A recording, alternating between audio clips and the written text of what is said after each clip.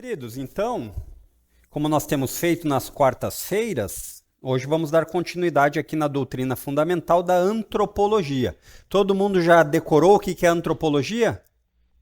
Ou não? Já? Sim? Vocês sabem que é importante, às vezes, a gente relembrar coisas que a gente já sabe, né? Se você é parecido comigo, muitas vezes você para e pensa, diz assim, não, mas isso eu já sei, não preciso de novo. Mas na vida cristã não é assim que Deus faz. Deus nos faz voltarmos à sua palavra constantemente para relembrar e fortalecer. Se você parar para pensar nisso, uma das coisas que a doutrina fundamental é importante é você relembrar e a partir de relembrar você ser capaz de explicar. Então, se alguém perguntasse para você o que é a doutrina da antropologia, você saberia dizer de uma maneira razoável? Não, eu sei para mim. Então é porque você ainda não aprendeu o suficiente. A ideia aqui é mais ou menos a ideia do que aconteceu na Reforma Protestante com os catecismos. O catecismo era a ideia de uma catequese ou de um ensino para repetir, memorizar e a partir da repetição e da memorização de verdades básicas, você ser capaz de desenvolver um aprofundamento. Essa é a ideia. Então, esse vai ser um dos temas do nosso culto infantil. Vamos começar a ter essa metodologia, por quê? Porque embora existam coisas que a gente diz, isso eu já sabia, a organização na nossa mente é importante. Por quê? Para que você possa falar para os outros. Então, a doutrina fundamental da antropologia é a doutrina que trata a respeito do homem. E é interessante que essa doutrina aqui, que nós já estamos trabalhando há algum tempinho aqui, ela é muito comum no meio da nossa sociedade, por quê? Porque todo mundo que se propõe a falar a respeito dos problemas do homem, da sociedade, ele pensa a respeito do que é o homem, a formação do homem. Então, se você não tiver um ponto de partida de uma antropologia bíblica, um aconselhamento, uma solução de problemas, tudo vai ser de acordo com o que você tem de entendimento. Então, na doutrina bíblica, na doutrina básica, você não consegue aconselhar alguém se você não tiver uma concepção a respeito do que o homem é claro. Por quê? Porque você vai acabar usando metodologias humanas, e não há problema nisso, mas que não tratam do ponto principal. O que é o ponto principal? Que é o homem. Como o homem foi constituído. Essas coisas nós já trabalhamos, vocês devem lembrar bem. Então, quando nós tratamos aqui, nós falamos em primeiro lugar de questões introdutórias, que é exatamente isso que eu estou falando. Depois, partimos para aquilo que é a criação, a ideia de como o homem veio à existência, lembram? Por quê? Porque todo mundo tem essa posição. Talvez não de maneira organizada, talvez não de maneira consciente, mas todo mundo vai falar, olha, o homem veio 3 pontinhos, né? Você vai ver isso. Você vai ver pessoas que se consideram antropólogos, pessoas que falam sobre o homem e os problemas da sociedade com pontos de partida. E isso é importante. Nós vimos lá a respeito da criação, aquelas possibilidades, falamos a respeito do corpo e da alma. Então, o ser humano, ele é uma parte material, o corpo, e ele tem uma parte imaterial, a alma ou o espírito, dependendo de como você for colocar essa parte. Mas o interessante é que não fomos criados para essas coisas serem separadas. Então, nós nem desvalorizamos o corpo, nem valorizamos o corpo demais, e nem valorizamos apenas aquilo que é espiritual, ou desvalorizamos o que é espiritual. Normalmente, quando a gente vê pessoas espirituais ou religiosas, é mais comum você ver uma desvalorização do corpo, dando a ideia de que o corpo não é uma coisa assim tão boa e por isso o que mais se valoriza é o espírito. Então, se você pensar nos ensinamentos orientais, principalmente Nova Era e até mesmo o espiritismo, você vai ver essa ideia. O corpo ele nada mais é que um pedaço de matéria no qual o que é importante está inserido. Né? O espírito, a alma. A concepção cristã não é assim. A concepção cristã é que tanto o corpo quanto a alma são importantes e Deus fez os dois para serem únicos, para viverem em conjunto. E hoje nós vamos trabalhar aqui na ideia da concepção da origem da alma. talvez isso daqui você nunca tenha nem pensado a respeito, mas nós vamos falar rapidamente aqui, até porque a ideia aqui não é ser um curso de teologia avançado, nós não teríamos tempo para isso, mas que você possa, pelo menos, pincelar aquilo que é básico, certo? Então nós vamos falar a respeito disso, falaremos mais para frente na estrutura do ser humano, na condição original. O que é a condição original? Como o homem foi criado. Isso é importante para quem gosta de aconselhar alguém, né? Por quê? Porque se você não entender isso, você vai errar no alvo do aconselhamento. Por isso nós vemos os psicólogos e psiquiatras indo longe do que a palavra de Deus ensina na maioria das vezes. Também vamos falar a respeito do propósito da criação do homem. Isso também está juntinho. Por quê? Porque não são ensinamentos separados. Embora nós estejamos aqui destacando passo a passo, mas são coisas que são tão entrelaçadas que uma falta de entendimento num desses compromete todos os outros.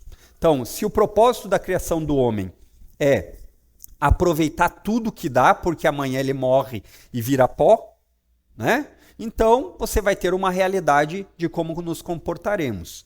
Se o propósito da criação do homem é transcendental, é mais do que isso, não termina aqui, você vai ver que é diferente. Se você vê que o propósito do homem é um relacionamento com Deus, que começa agora, no presente, e dura a eternidade toda, os desdobramentos são diferentes, certo?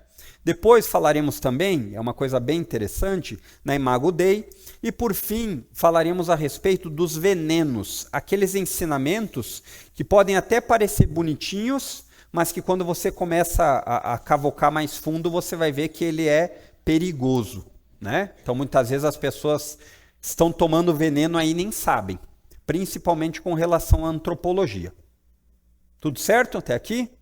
Então, recapitulei bem rápido hoje, né?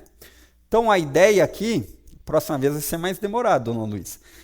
A primeira coisa que nós faremos aqui, ou melhor, o assunto que nós trataremos aqui, são as concepções divergentes da origem da alma. Alguém aqui já escutou a respeito disso? De onde a alma veio? O pastor Fernando fez o curso de teologia e provavelmente ele passou por esses temas aqui de uma maneira mais profunda. Mas é interessante isso, por quê? Porque nada está solto no acaso. Ou não pense que você, hoje, em 2024, vai descobrir algo que você vai dizer assim, eureka, fui eu que descobri isso a respeito. Não. Como disse bem Salomão, não existe nada novo debaixo do sol. Tudo isso que nós estamos estudando já foi estudado, já foi aprendido, nós estamos retornando, e é interessante que nós somos privilegiados e não aproveitamos. Sabe por quê? O que é melhor do que aprender pelo erro dos outros? Não tem. Você não precisar errar alguma coisa. Já parou para pensar nisso? Então, biblicamente falando, nós temos muitos exemplos na história da igreja e da humanidade que mostram os erros. E nós seríamos sábios de olhar isso e dizer assim, eu não vou cometer o mesmo erro. Certo? Então, o primeiro das concepções aqui, o primeiro tema, chama-se traducianismo. A ideia dessa concepção, dessa teoria, é que a alma dos filhos deriva dos pais, como acontece com o corpo. Vai parecer meio filosófico, gnóstico aqui, mas você vai entender. Abra aí sua Bíblia em Gênesis capítulo 5, verso 3. Então você vai ver aí o tema dizendo, que ele diz assim, no capítulo 5, no verso 3 aqui, ele diz a respeito das genealogias, né? Então você vai ver que a Bíblia trata a respeito disso. Tem algumas coisas em números que vai falar bastante também, às vezes é cansativo, mas é importante e faz sentido.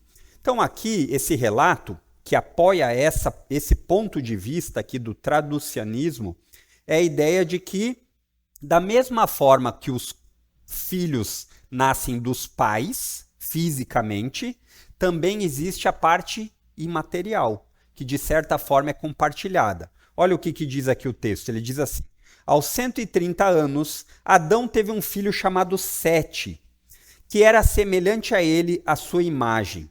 Você deve lembrar aqui que quando se fala em imagem e semelhança, Lá no comecinho do capítulo 1, você pode até voltar aí se você quiser, você vai perceber aí essa ideia exatamente do conceito. Abra aí no capítulo 1, deixa eu pegar aqui o capítulo 1, no verso 27. Então olha o que diz o texto no capítulo 1, verso 27. Assim, Deus criou os seres humanos à sua própria imagem. A imagem de Deus os criou, homem e mulher os criou. Aí você percebe que no capítulo 5 é o mesmo molde da narrativa, falando de Adão, repassando para sua descendência. A ideia de Sete, né? E você vai perceber isso claramente com a ideia de que essa transmissão de imagem, a imagem sempre carrega personalidade. A imagem sempre carrega a ideia de intelectualidade. E se a gente parar para pensar a respeito da alma, a alma ela tem a parte material, que poderia ser chamada de espírito, mas contém nela aquilo que nos diferencia, que é a imagem de Deus. Então, os atributos de você pensar, os atributos de você sentir, as emoções, tudo isso faz parte desse pacote que é transmitido. Então nós olhamos para essa posição e nós dizemos assim, olha, ela faz sentido, pode ser que seja.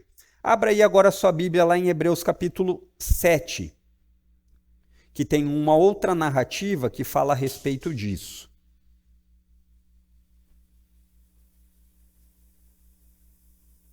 Hebreus capítulo 7, versos 9 e 10.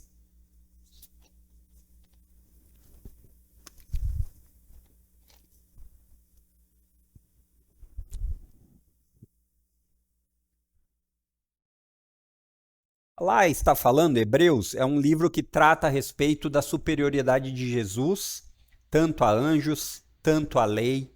Fala sobre as duas alianças, a antiga aliança na lei de Moisés, a nova aliança com Cristo. E esse é o desdobramento do qual o autor de Hebreus vai falar, né? A nova aliança ela é superior. A aliança com Cristo ela é superior. Essa base. E agora ele vai falar para falar a respeito do sacerdócio, do sacerdote. O sacerdote era aquele que representava os homens diante de Deus. Lembra? A ideia hoje que nós temos muitas vezes na Igreja Católica, que é o quê? O Papa, ele é o sacerdote diante de Deus. E muitas vezes você pensa isso a respeito dos pastores, né? Ah, tem que ser o pastor que vai orar porque é ele que intercede por mim. O autor de Hebreus acaba com isso. O autor de Hebreus ele vai dizer que Jesus é o nosso sumo sacerdote e ele é superior a qualquer sacerdócio. Esse é o pano de fundo, tá? Mas o ponto que nós queremos ver aqui é a ideia da transmissão da ideia da alma, né? Essa é a ideia que nós queremos ver. Ele diz assim, verso 9. Além disso, pode-se dizer que os levitas que recebem o dízimo também o entregaram por meio de Abraão. Embora Levi ainda não tivesse nascido, a semente da qual ele veio já estava no corpo de Abraão, seu antepassado, quando Melquisedeque se encontrou com ele. Então, aqui ele está narrando aquele episódio no qual Abraão deu o dízimo a Melquisedeque, e aqui ele está dizendo que Levi, que nasceu muito tempo depois, estava como que nos lombos de Abraão. Então, você percebe que aqui o autor de Hebreus, ele vai trazer essa ideia de uma transmissão de genealogia. Fica bem claro aqui. Então, parece que esses dois textos aqui nos dão uma direção que faz sentido com a posição cristã, embora não seja unânime, né? Então, esse é a primeira possibilidade aqui da origem da alma. A ideia de que a alma ela deriva dos pais para os filhos, assim como acontece com o corpo. Por exemplo, se você vê o seu filho com cabelo ruivo, você diria assim, veio do vô dele. Às vezes falha uma geração, mas na outra vem, né? De quem que é esse olho azul? Ah, é do tataravô, é do bisavô, não é verdade? Mas você nunca se pegou falando assim, ah não, esse tem o temperamento do pai, é braba que nem a mãe. Né? Brabo geralmente é a mãe. Você nunca se pegou pensando nisso? Que você diz assim, mas eu não ensinei isso. Eu não ensinei e ela parece que me copiou. E não há nenhum gene no qual a gente possa apontar cientificamente falando, olha, isso é por causa daquilo. Mas essas evidências parecem ficar claras na nossa experiência diária, né? Parece que a gente vê isso herdado dos pais, não apenas característica física, mas características também da alma, da ideia de temperamento e tudo mais. Aliado a isso, fica bastante forte a posição, porque nós sabemos que desde Adão o pecado passou para toda a humanidade. E essa ideia ganha força nesse tipo de concepção. Por quê? Porque você vai ver as outras posições que possam fazer algum sentido, mas perdem essa força na ideia de que Adão foi o primeiro pai e dele nós herdamos o pecado. Isso é bem importante de lembrar na Bíblia. Romanos capítulo 4, 5 e 6, Paulo trabalha muito a respeito disso.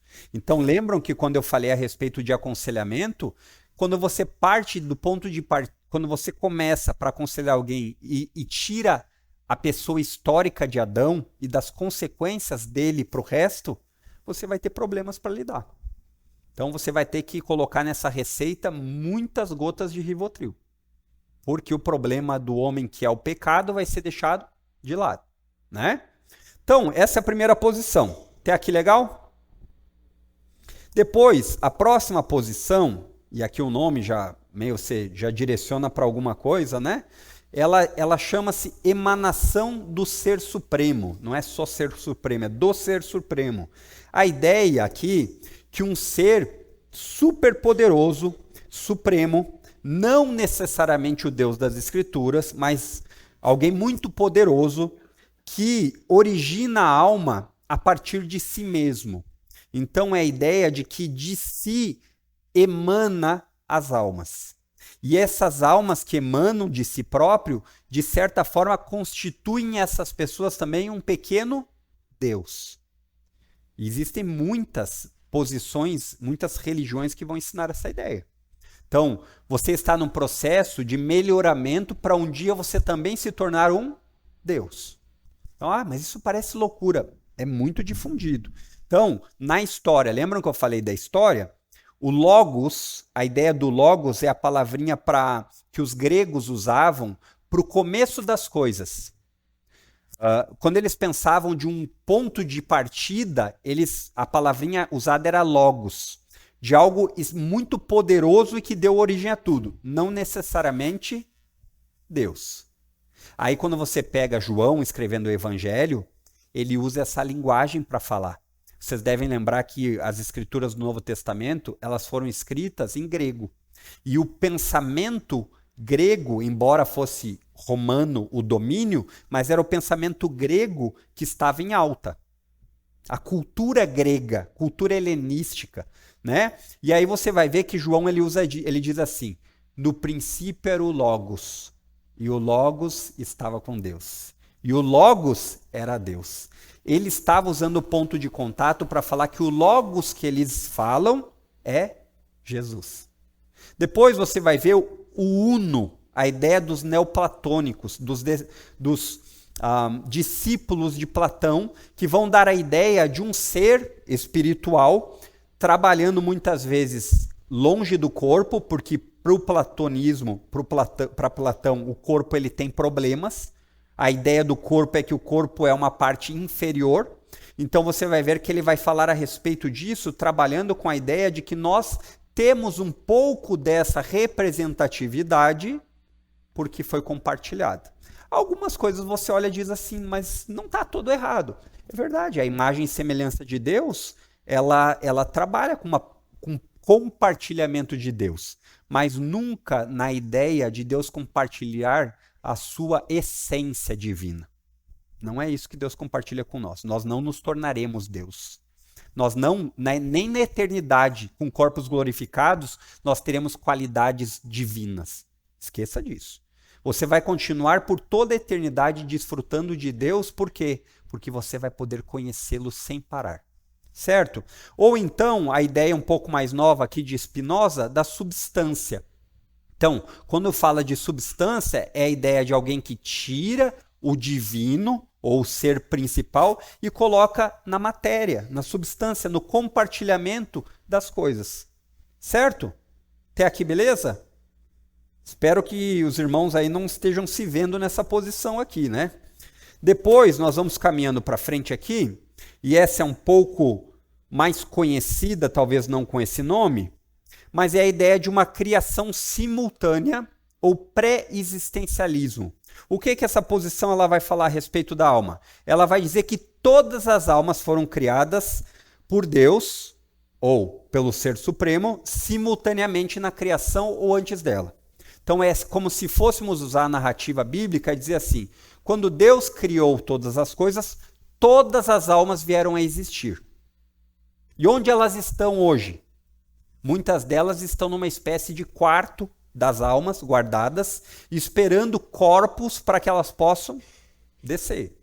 Então você percebe que essa posição, que era uma posição de Platão, era uma posição também de alguns outros filósofos como Filo, ela é uma posição que ela vai dar bastante suporte para quê? O que você acha que ela dá suporte aqui, essa ideia de muitas almas esperando e tudo mais? Separou? Exatamente. Exatamente. Você vai ver que ela é uma posição que dá forte base para a ideia do quê? Para a ideia da reencarnação. Para a ideia de que nós somos almas imortais, mas diferente do relato bíblico, essa alma imortal, ela precisa evoluir. Enquanto ela não evolui, ela fica passando de um corpo para o outro. Como o corpo não tem muito valor, você pode hoje ser uma pessoa e amanhã ser uma planta. Dependendo do que você fez na sua vida, a próxima vez que você volte, até que você possa evoluir, ela vem numa maneira pior. Então, cuidado, né? Aqueles que acreditam nisso, pode ser que depois acabam vindo numa mula. Essa é a ideia. Então você percebe que o corpo ele não é importante, porque a parte espiritual, que é altamente valorizada, ela precisa evoluir, e isso não importa quantos ciclos acontecerem, e cada vez esses ciclos a intenção é que eles melhorem. Mas olha que contradição interessante, né? Então, se a ideia do karma fosse real, e essa é uma contradição boba até, que deveria ser fácil de detectar. Então, a pessoa que é mendigo na rua, ela está nessa situação porque, logicamente, na outra vida, ele fez mal para alguém. Então, ele está pagando isso. E aí, nossa postura deve ser ajudar ele ou não? Não deveria, porque se ele está pagando o preço, deixa ele cumprir. Então, você percebe que a doutrina espírita ela vai incentivar a caridade com muita ênfase. E nada de errado nisso. Nenhum problema. Mas o ponto é, eles mesmos não ajudam o próximo a evoluir. Percebeu? Então, essa é uma contradição direta, que não faz sentido nenhum. Mas essa posição aqui, da ideia da simultaneidade ou do pré-existencialismo, ele faz com que as almas criem um certo valor intrínseco.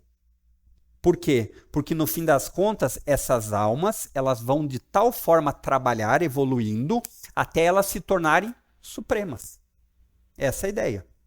Então, isso é uma das posições que a gente precisa também abandonar. Não tem nenhuma conexão com o cristianismo bíblico. Certo? Abram suas Bíblias só porque esse texto ele é utilizado, e eu vou ler com vocês, Eclesiastes 12:7. Porque, como já foi bem dito aqui, muitas vezes o problema não é que não vem o texto da Bíblia. O texto vem da Bíblia. O problema é com a interpretação dentro do seu contexto. Contexto, contexto e contexto. Quando a gente isola um texto, a gente manipula ele. Tanto eu aqui com vocês, como qualquer um. Eles usam esse texto para dizer que essa ideia aqui, ela é real. Então, eles dizem assim: pois então o pó voltará à terra, ou seja, o corpo, e o espírito voltará a Deus que o deu. Você para pensar, você até acha um pouco de coerência nisso, né? Então o espírito volta e aí ele fica esperando para descer de novo. Mas não é isso que o texto quer dizer e nem pouco é o que o ensino das escrituras como um todo fala. É verdade que existe um tempo entre a morte e a ressurreição, em que o espírito fica separado do corpo, é verdade. Mas em nenhum local, nem direta nem indiretamente, a Bíblia fala sobre um tipo de reencarnação. A Bíblia fala sobre ressurreição. Ressurreição tem a ideia do mesmo ou do corpo, né? Ah, mas como pode ser o mesmo corpo se ele foi explodido, se ele morreu queimado? Não se trata da ideia daquele corpo específico, mas a ideia de um corpo para ressuscitar. Certo? Até aqui, beleza? Então, essa próxima posição também é uma posição que é defendida por alguns cristãos. E você vai encontrar alguns cristãos sinceros e, eu diria até, cristãos genuínos que defendem ela. Ainda bem que não é por alguns pequenos erros doutrinários que nós deixamos ser salvos, né? Se você crê em Cristo de verdade. O problema é que os erros doutrinários começam pequeninhos, mas em pouco tempo eles podem se tornar heresias. E aí uma heresia, sim, ela afronta diretamente a sua salvação. Certo? Então, se chama criação individual e direta. A ideia aqui é que Deus cria cada alma no exato momento da fecundação e une ao corpo. Você olha isso, você diz assim, olha, não parece ser errado, né? Não parece ser errado. Então, no momento que as pessoas vão vir à existência, no sentido de nascerem, é ali que Deus coloca a alma. Uma alma criada naquele momento. Então, alguns textos bíblicos dão base para isso. Abra lá sua Bíblia em Salmo 104:30. Salmo 104:30.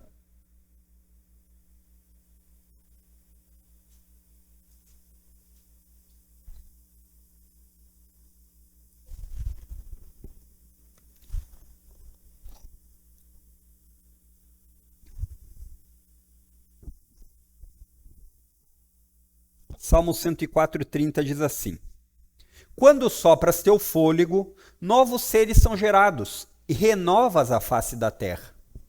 Parece dar uma base para isso, não parece?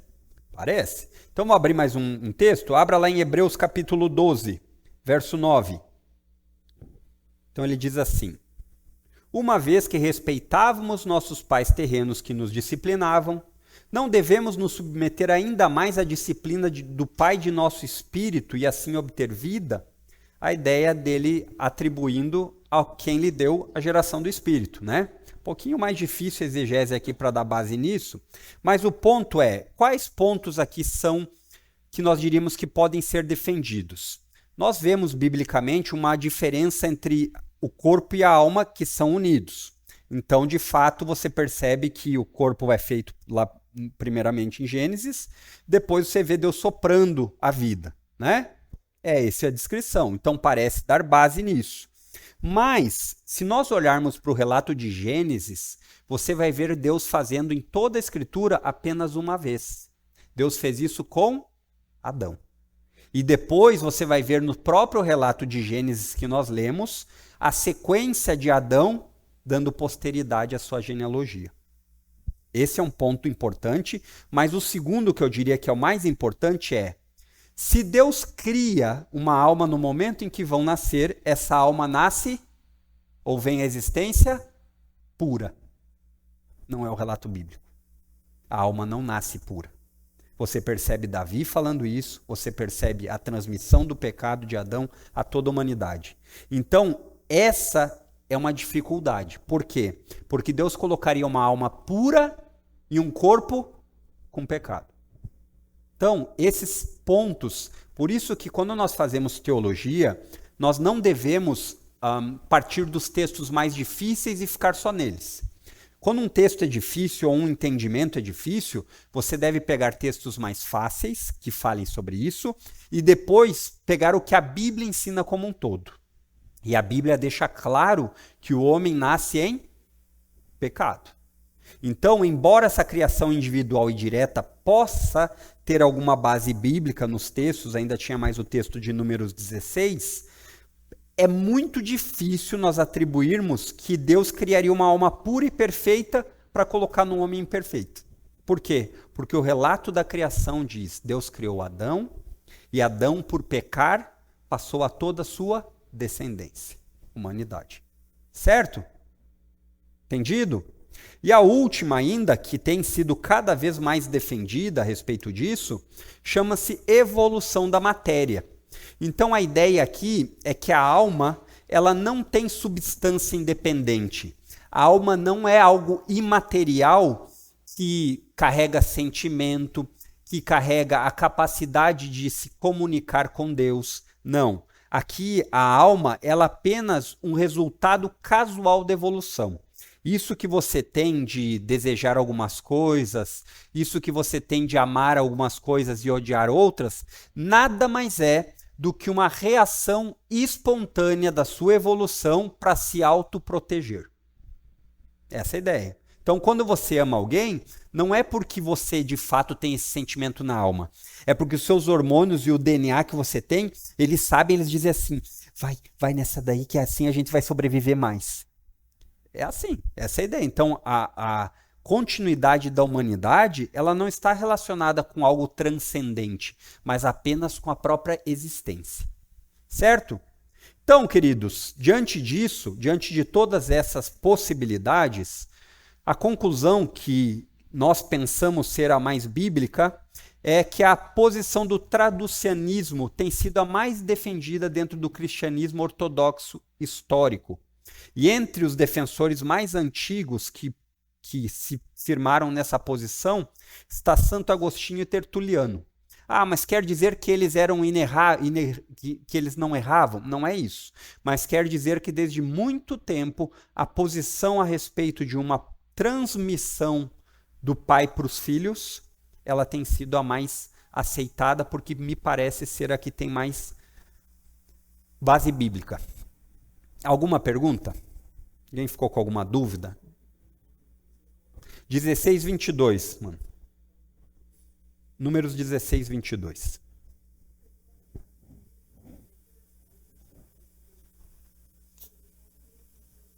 A evolução da matéria? Da alma. Em qual momento, então, que a alma se une? Eu não entendi essa parte ali. Qual delas? A parte que Deus cria a alma no exato momento da fecundação e une ao corpo. Quanto à questão do pecado, eu entendi perfeitamente. A gente já nasce com o pecado. Uhum. Mas existe um momento que ocorre entre a união da alma com o corpo? Essa parte que eu não entendi. É alguma posição ou é de maneira geral? Tá, então vamos lá. A Bíblia, ela ensina que Deus criou o homem à sua imagem e semelhança, né? E a posição que nós acreditamos ser a posição mais bíblica e historicamente a mais defendida do traducianismo é a seguinte: no momento que os pais concebem ou que uma nova vida é gerada, existe uma transmissão da alma dos pais para os filhos. Então seria um compartilhamento, assim como existe o compartilhamento genético físico, existe o compartilhamento da alma. Ah, mas isso quer dizer então que os pais crentes geram filhos crentes? Não, apenas na ideia da parte imaterial da alma. Era mais ou menos isso? Deu para entender? Mais alguém? Esse silêncio, espero que tenham ficado pelo menos ligeiramente entendidos. O ponto que é importante de saber é: Deus continua no controle, está no controle, e essa posição, ela demanda a ideia de que Deus criou, estipulou como a criação continuaria, mas não quer dizer que Deus se ausentou do ponto de vista de não participar. Mas no que diz respeito a Deus criando o ser humano da mesma forma que foi Adão, nós não vemos mais o relato bíblico, né? Então nós vemos o relato bíblico de Deus fazendo isso através de Adão. E aí faz todo sentido a ideia da representação federal de Adão, né? Adão é nosso representante humano, por isso tudo que Adão fez recai sobre nós. Ah, mas eu não quero saber porque eu não estava lá. Não há escolha. Assim como você não pode escolher o que o presidente do Brasil tem feito, porque ele está ali representando, mas ele não me representa. Ele é o presidente da nação. Então ele tem uma representação federal. É mais ou menos a mesma ideia, porém Adão é muito mais profundo. Certo, queridos? Vamos ter uma palavra de oração, então? Então oremos. Santo Deus, graças te damos, porque o Senhor é Rei, Te agradecemos pelo tempo que tivemos, ajuda-nos a cada vez mais desejarmos aprender da tua palavra, nos dá cada vez mais a capacidade de questionamento, nos ajuda a questionarmos e nos ajuda também a sermos cada vez mais cativos, que a tua palavra cresça e nós diminuamos. Esse é o nosso desejo e essa é a nossa oração. Amém, queridos. Até domingo, se Deus quiser.